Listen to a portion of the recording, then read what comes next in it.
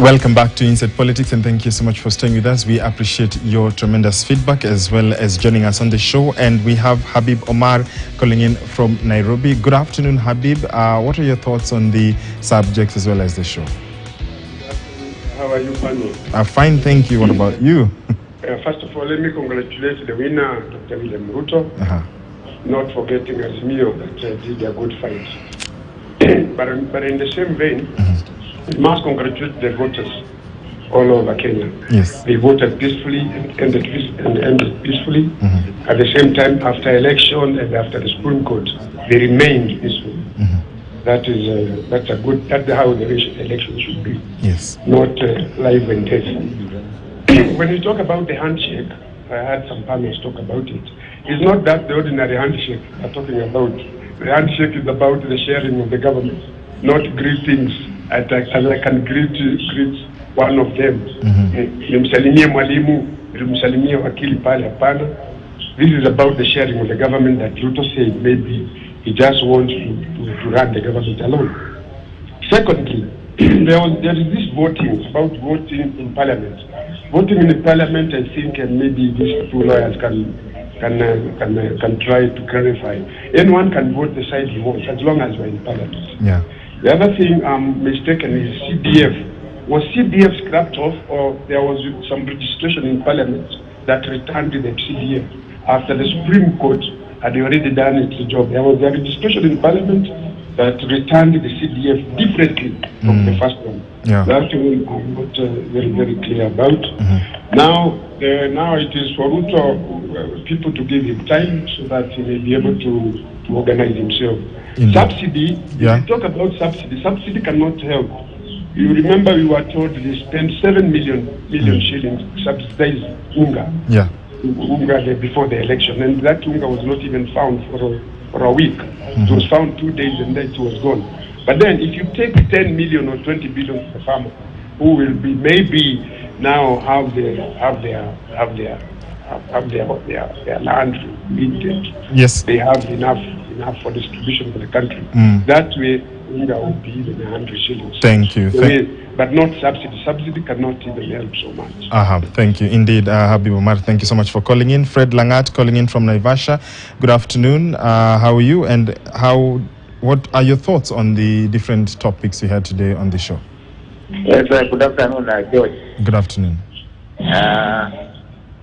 What I want to say is that I just want to congratulate Dr. William Ruto for being sworn in last week. And he has started working, and we are wishing him the best as he is going ahead to deliver on his job mandate. But when these people were sworn in, they started crying immediately, complaining that there is no money in treasury. I don't know why are they saying that, and yet they were also in government. You know, this is just a Jubilee government also.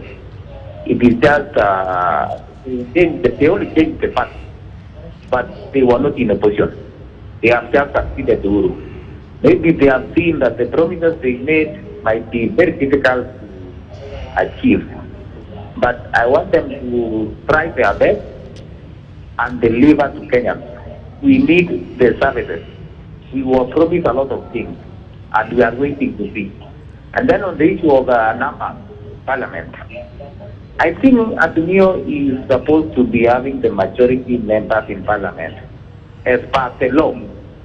And I don't know why some of the members of Parliament are crossing to the other side. What do they want from Kenya Kwanza? What do they want from the government? They need to remain in opposition or in minority or in opposition side so that they can do the oversight work. I've seen the government now. It has swallowed judiciary. It has swallowed the legislature. Even the Council of Governors also, it has also taken. Because in fact, I was shocked to I grew being elected to be the chair of Council of Governors. Yes, they are the minority. Because as the new are 24 governors. And then Kenya Kwanza have got 23. How did Anwar Guru win? So you see, these people, they want to join the government, they want to leave Kenyans or alone. So we don't have anybody to represent us as Kenya. So let these people remain in opposition. Thank you. And let them do their work of oversight. Thank you, George. Thank you, Fred. Finally, Dixon Oloch from Kisii. Good afternoon, sir. Briefly, your comments. Good afternoon, George, and the entire panel. Good afternoon.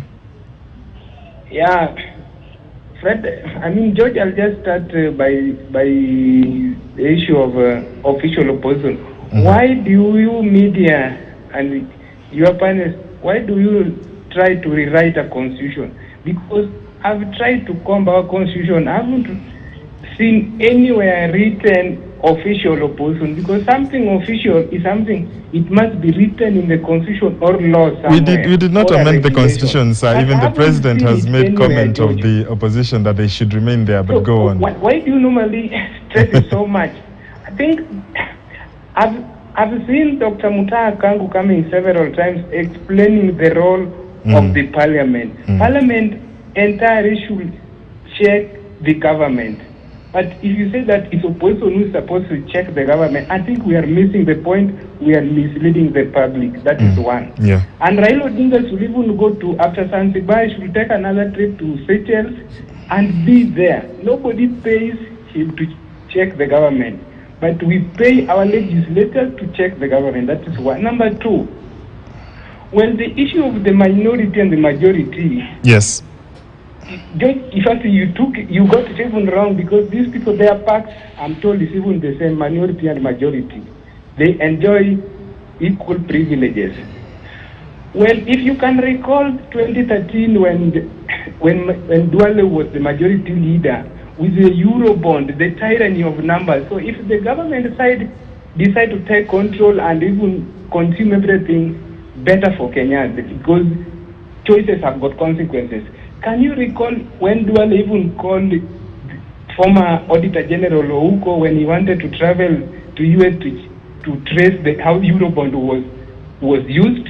And can you recall even the Jubilee wanted even to change some laws concerning auditing? We live in this Kenya, George, and we normally have got memory of what normally happens. Last and not least, when President said that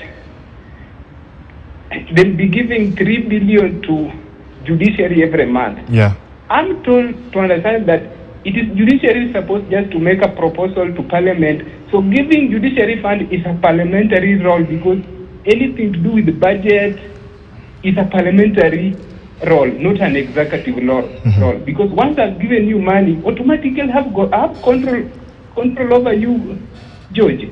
Yeah, thank you so much, Dixon, calling in from Kisii. A section of our callers who are following the show, we appreciate your feedback. We now go to the final segment, that is the final thoughts and comments from my panelists, and I'll begin with Echesa from Kakamega. A minute to you, sir, your final thoughts. My final thoughts, I want to speak to what my brother has been saying, my brother Dismas, that some elected leaders have made it clear that they are not in Azimio by their own will and conscience, but they were coerced into going there. And since an election has been done, they are free to move to Kenya Kwanza. I want to believe that if we have a leader with such mentality, he never deserved to be a leader, and he should not be in leadership. We have a reason why we insist that we subject Kenyans who are above 18 years old to the electoral process. People who have a conscience, people who cannot be coerced, and people who have integrity to stand the test of time. Therefore, if election found someone in Azimio, then it is presumed that he was in Azimio by will, and he was of sound mind at that particular time. If he had been coerced, then that coercion still stays, and he can only leave Azimio, or they can leave Kenya Kwanza out of their own volition and through a procedure prescribed by Parliament through an act of Parliament. So we should not think of people duping Kenyans now, lying to Kenyans that someone forced them to be in UDA, someone forced them to be in ODM, to be in Azimio. If we have such characters, Kenyans should not take them seriously. Their election was an accident of political history, and they must be buried politically as such. Thank you, Ken Echesa. Dismas Muko, your closing remarks. Ken Echesa has made a very important statement, but as a lawyer, he knows there are contracts that are signed under duress. I've got fundamental issues. Some of them can be vitiated. And it's up to the individual members, whether it's an MCA, member of National Assembly, Senate, to take a decision as he deems fit. And he'll have that capacity for the next 5 years, unless you recall him. So they'll keep on swinging like a pendulum. But I think the most critical thing for Dr. William Samoei Ruto is that as he starts distributing the national cake, he must do it in a manner that makes every Kenyan happy, so that the people who do not vote for him do not feel that they've been excluded. And number two, when he's composing his government, it needs to have the face of Kenya, so that also the people who do not vote for him do not feel that they've been left out. But the priority right now is to address the cost of living, so that Kenyans start enjoying food security, fertilizer security, housing security, and healthcare security. I think that is the elephant in the room, and that's where the priority must be. Bichachi, your closing remarks. One of the things that we must appreciate as we congratulate Dr. William Ruto on ascending to the highest office in the land is that the people of Kenya remain sovereign. And what do I mean by that? Sovereignty is not just left at the ballot in terms of voting. Sovereignty calls to responsibility. What is that responsibility? Every Kenyan, including our president, has a responsibility to grow this economy. Every Kenyan has a responsibility to be patriotic to this country. Every Kenyan has a responsibility to wish the government of William Ruto all the best. And therefore, the expectation that we want to leave certain jobs to certain people should escape from our minds. In fact, for once, let me say that it is time we took bottom-up seriously. That those of us at the bottom of that pyramid need to work very hard to ensure that the top delivers what they promised. Indeed. Javas, get the last Well, one. thank you. The music has stopped, the songs have died down, and the placards have come down. The confetti has been swept off the stage. For Kenya Kwanza, it's now time to lead. And yes, I know that Kenyans are expecting so much. I know that President Uhuru Kenyatta left this country in a ditch, in a bad place than he found it. And perhaps in the next 8 months or 1 year, it will be a hard struggle for President William Ruto to try and put the country back on track and lift it. I do anticipate as well that perhaps in the next 1 week or within it, that the president will have to name his cabinet.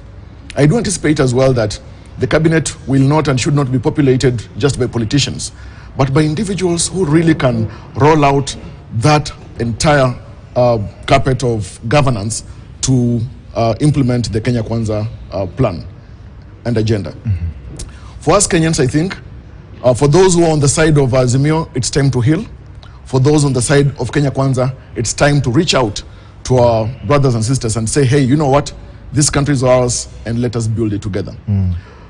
And for those now in power, I think it's time for them to appreciate that after the promissory note that was made during the campaigns, Kenyans actually took them seriously, and that's why they voted for them. Indeed. Now it's time for the government to take Kenyans seriously by implementing that social contract and living up to its true meaning, that we the people, having in place a government that we use our own taxes to ensure that it implements its own projects, that we give it the support it desires. Thank you so much. Javas Bigamba, governance specialist on my right, Mark Bichachi in the middle, as well as Dismas Mukua, political risk analyst, as well as Ken Echesa joining us from Kakamega Political Strategies. Gentlemen, thank you so much for joining us on the show.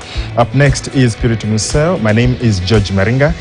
Piritu Museo will be bringing you all the latest on Weekend at 1, and also just to mention, Sophia Wanuna, my colleague, will be having an exclusive interview with the Deputy President Rigathi Gachagua at 9 p.m. tonight on Checkpoint. You want to stand by for that and much more. I'll see you next time. As always, stay safe and be kind to one another.